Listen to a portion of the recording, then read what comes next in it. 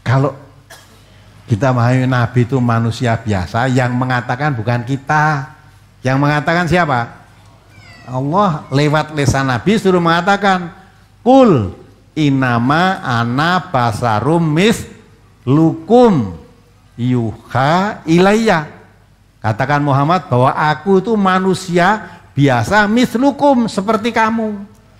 Assalamualaikum warahmatullahi wabarakatuh.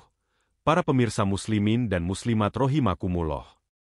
Alhamdulillah, kami masih setia menemani Anda untuk mendengarkan pertanyaan pilihan pengajian Ahad pagi Majelis Tafsir Al-Quran Kenangan bersama Ustadz Dr. Andes Ahmad Sukino. Melanjutkan video sebelumnya tentang meluruskan anggapan ataupun tuduhan negatif tentang MTA. Pada video kali ini, Ustadz Ahmad Sukino menjawab anggapan bahwa MTA telah ingkar sunnah atau tidak menerima hadis-hadis dari Rasulullah Shallallahu Alaihi Wasallam. MTA dituduh menyimpang karena tidak mau menerima dalil yang dianggapnya bertentangan atau bertabrakan dengan ayat Al-Quran. Bahkan MTA dikatakan bahwa petunjuk Nabi Muhammad Shallallahu Alaihi Wasallam tidak harus diikuti, karena seorang Nabi juga manusia biasa yang bisa benar dan bisa salah.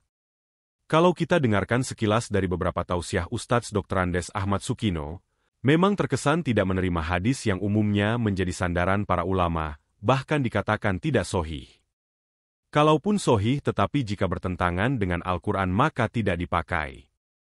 Itulah mengapa MTA dikatakan sesat. Namun tentunya beliau punya alasan mengapa bisa demikian.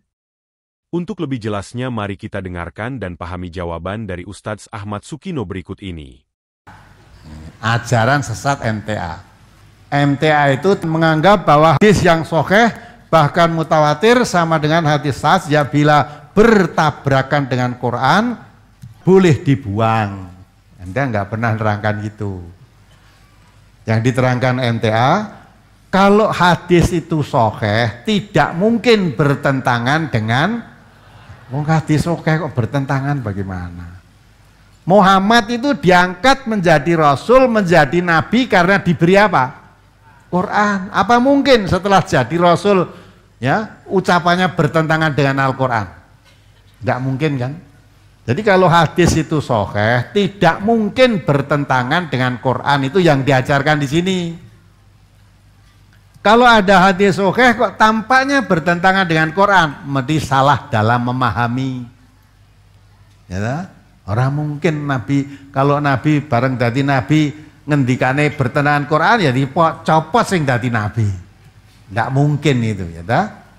Nah, jadi tidak mungkin hadis sahih kok dibuang, itu tidak mungkin. Hanya perlu diketahui kadangkala hadis itu setiap dikatakan hadis belum tentu dari nabi. Nek dari nabi betul tidak mungkin bertentangan dengan Quran gitu loh. Ini pendapat mereka seolah MTA begitu, sesatnya di situ. 11 menganggap bahwa petunjuk hadis Nabi Muhammad tidak harus diikuti karena seorang Nabi tidak lain merupakan manusia biasa yang bisa benar dan bisa salah. Paham ini juga termasuk paham ingkar sunnah dan ini sungguh akan merusak syahadat mereka terhadap Rasulullah karena Rasulullah bersabda fawalladzi nafsi biyadihi ma kharaja minhu illa haq. Ya. Kalau kita memahami Nabi itu manusia biasa, yang mengatakan bukan kita. Yang mengatakan siapa?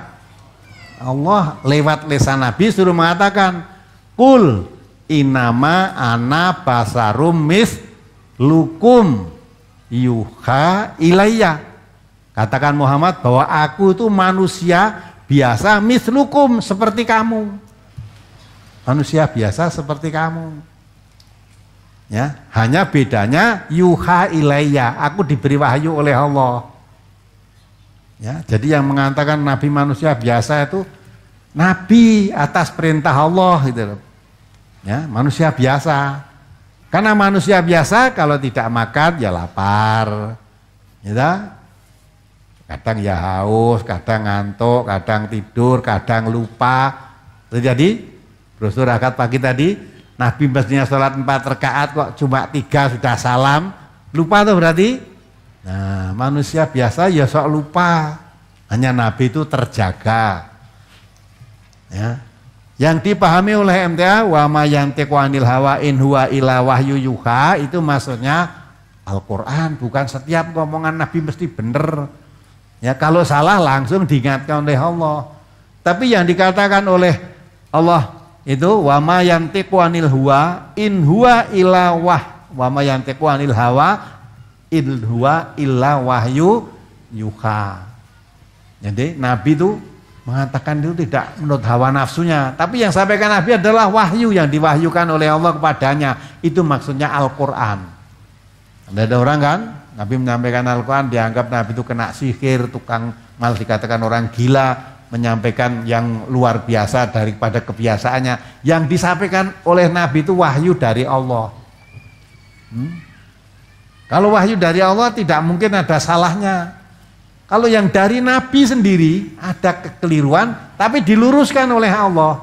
Seperti Nabi mengharamkan apa? Madu. Nabi mengharamkan madu, ditegur oleh Allah. Nabi memilih ya untuk mengatasi tawanan perang Badar, ada sahabat yang usul bunuh semua. Ada yang usul tebusan. Nabi menerima yang tebusan. Setelah Nabi menerima tebusan itu, diturunkan ayat yang menerangkan bahwa tidak pantas menerima tebusan.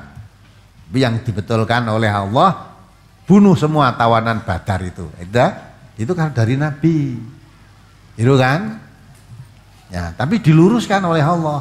Tapi kalau yang dari Nabi, Nabi yang manusia biasa, ya, jadi kalau kalimat Al-Quran yang mengatakan wa ma yantiqu anil hawa in huwa illa wahyu yuha, tidak semua ucapan Nabi itu dari wahyu, ya dah. Maka kalau itu wahyu, tidak ada yang salah, semuanya benar. Itu Quran. Nah, perkara beda pemahaman begitu tidak masalah, silahkan.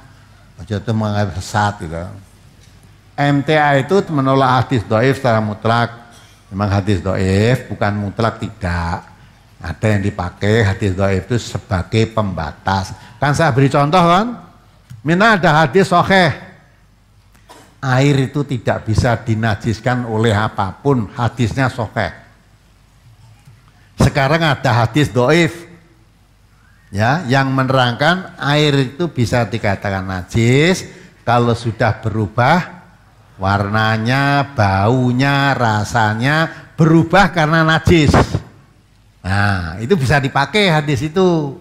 Kalau air sudah berubah warnanya, baunya, rasanya karena najis, berarti kadar air dengan najisnya sudah lebih besar kadar najisnya. Kalau begitu itu berarti airnya jadi air najis. Ya, tidak bisa kita tidak memakai. Kita pakai hadis itu walaupun dhaif.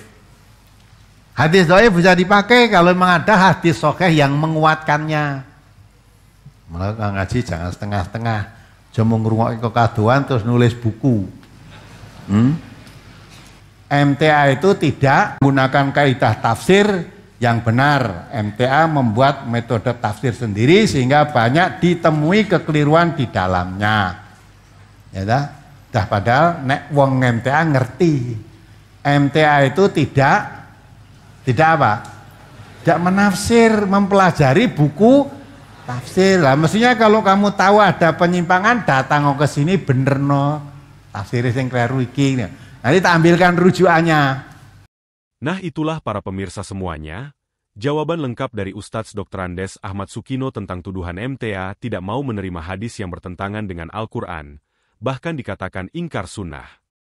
Sampai jumpa pada video selanjutnya yang masih menjawab persepsi negatif tentang MTA. Agar masyarakat mengetahui dan mengenal lebih dekat dengan majelis tafsir Al-Quran, tidak hanya katanya dan katanya yang nantinya malah timbul fitnah sesama saudara sendiri. Wassalamualaikum warahmatullahi wabarakatuh.